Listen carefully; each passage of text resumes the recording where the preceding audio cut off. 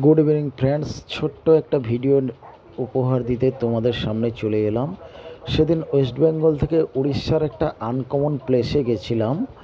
সুবর্ণরেখা নদীর ঠিক ওপারেই একটা সমুদ্র সি বিচ, অসাধারণ লোকেশান।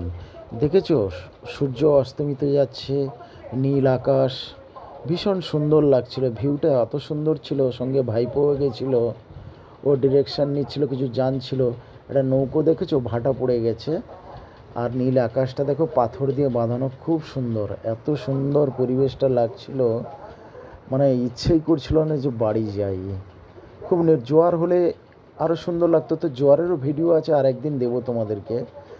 এই যে পাথর দিয়ে কি সুন্দর সবুজময় পরিবেশ, শান্ত নিরিবিলি, ভীষণ। আর এই বীজটার নাম সম্ভবত চন্দ্রাবলী বীচ, উড়িষ্যার চন্দনেশ্বর থেকে কিছুটা দূরে।